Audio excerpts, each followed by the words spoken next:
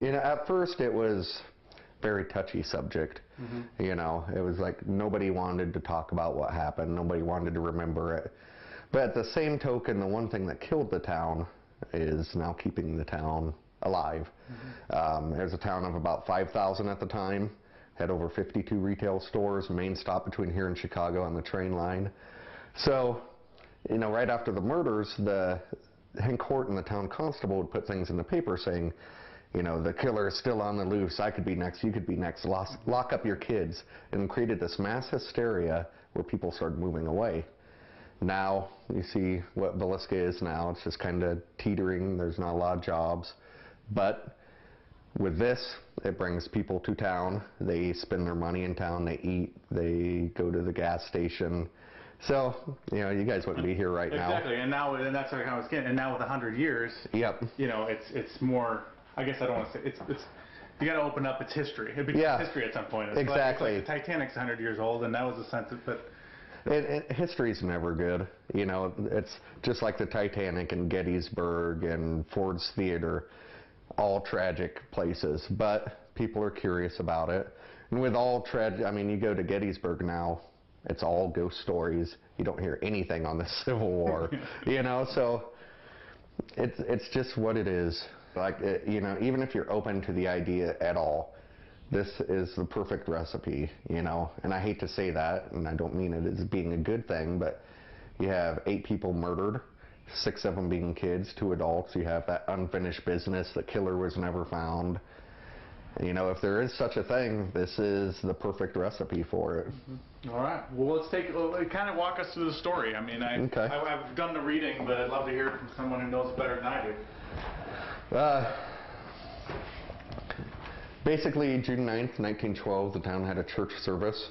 Got over about 10 p.m. the Moores, a family of 6 with 2 overnight guests named Ina and Lena, came home. About 10 p.m.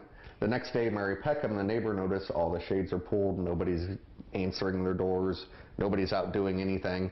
She got a relative down who used his skeleton key on this door, lit a match, and walked straight into this blue bedroom. And this is where he found Ina and Lena. Had no idea who they were at the time. And they were the 2 visiting guests? Yep. Okay, they're right here. This is the guest. As soon as Ross Moore walked in here, he seen 2 bodies under a sheet, the sheet pulled tight and blood on the sheet. He had no idea who it was. He just ran out, didn't go upstairs. He said, you need to get somebody here right now. Something horrible's happened. She got the town constable, the physicians, and the minister. They went upstairs, found 6 more bodies. Right off the bat, they noticed the oil lamps were at the edge of the beds with the tops removed. The axe was propped up right against the wall. Every mirror in the house was covered.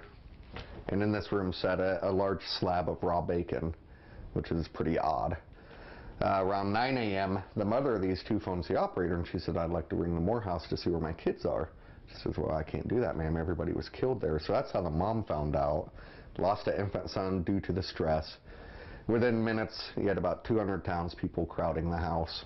Yeah, that was the kind of crazy part. When I read that, I couldn't believe it. They didn't have the ability to lock down a crime scene. They had no idea how to handle it, you know, and pretty soon one guy wants to see, and you get 199 others following. They wiped up the blood, handled the axe, destroyed the crime scene photos, just ruined any ounce of investigation. Which there was not much to go by in 1912, but now you have nothing at all.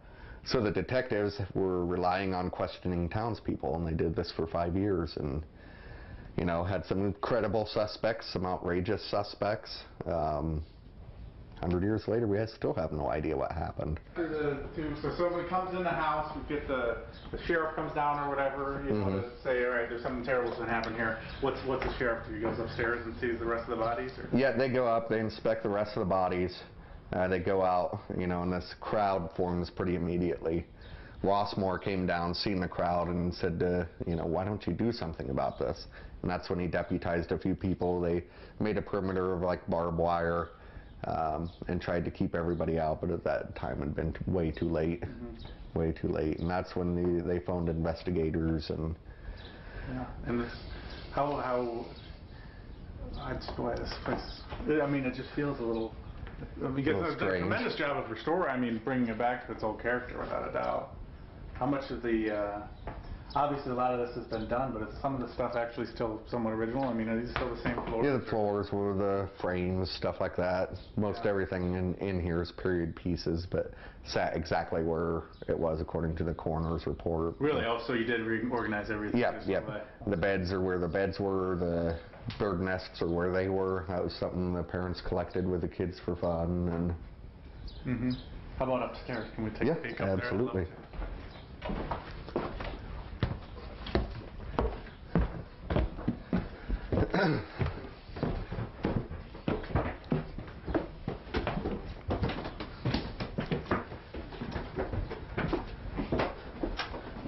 Oh, there's a bed right up here at the very top. This is where JB and Sarah were found. JB was on this side, Sarah was on the inside. Again, with the mirrors covered, the oil lamp was at the foot of the stairs. In fact, JB had his arm kind of dangling out like this. Sarah had 2 shoes laying on the floor. When they found the bodies, the shoe had filled up with blood, was tipped over, and there was blood underneath, indicating that the killer probably hit 1 or 2 blows, did his thing, came back up, did more blows, and in turn knocked the shoe over.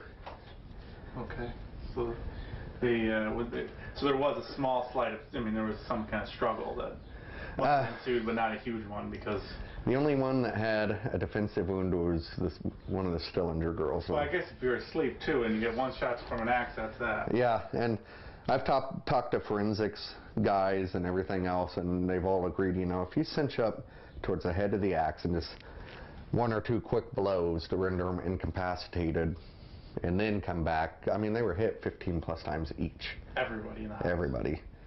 So, and you can imagine, you know, the back swing's going to spray blood across the ceiling, the walls, the floors. At the edge of the steps, there's a big pool of blood where he, almost like he just stood there basking in what he did. What do people say to you after they spend the night in here? You know, some of them see nothing, some of them felt something, you know. When I first came, I would kind of look outside and everybody's gone, you know, 1, 2 in the morning, and I thought, these are people getting bored or what? And then the emails and the letters started coming of, this happened, this happened, this happened, we're out of here, you know. I've had correctional officers come down and leave by midnight and scared to death. I think people think, ooh, haunted house, you know, but as soon as something starts happening, they're like, okay, we're gone. Yeah. Oh man. So the next story, where is this? Where he was? Where was he hiding? Whereabouts was he hiding in here? We suspect he was in the closet here, in the attic here. And I can take this down for your shot. Most likely in there. They found some cigarette butts, things like that. Probably made a straight move for the parents. These kids in this room. I mean, where are they going to go? When you dropped that thing, is it what made the noise down here, or am I just getting freaked out? Shouldn't know. Well, I don't know. Maybe it's because I've been standing here too long, but it's over at the base of the stairs. I might be overthinking it, though. You never know with this place. Oh, yeah. So obviously there was... There's 4 kids that were... 4 kids in here. Herman, Paul, Boyd, and Catherine. These are all the more kids. Yep. And then here the ceiling was pretty tore up with axe marks from each back swing. Wow. You can imagine the scene, you know. I saw on the, was it the Travel Channel one with the guy that's on the website, where I think it was this door. It was open and closing, or closed on itself on him while he was up here. Oh yeah. Zach was sitting here and I was there, and oh yeah, you were up here then. Yeah, they were filming and the thing just goes, and I was like, please tell me somebody just saw that. But then we were outside filming an EVP that a skeptic that they brought down caught, and while we were filming that, we heard a big slam inside. They had their cameras all around, and they backed up the video instantly and caught heavy boot steps coming up the stairs, and that door from that position slammed shut. And this is end of July. There's a layer of fog around. There was no breeze at all. Mm-hmm. We were the only ones in the house. I can say that 100%. So you've seen enough to say to yourself, yeah, this definitely is. I mean, yeah. I've caught the voices. I've caught the shadow figures, I've caught chairs rocking, I've caught every door in this house slamming open on video, footsteps, you know, teddy bears moving, things like that. Never seen a ghost. You know, I've never seen the woman in the white dress anywhere I've been, but I've caught all this other stuff happening here on video, which, you know.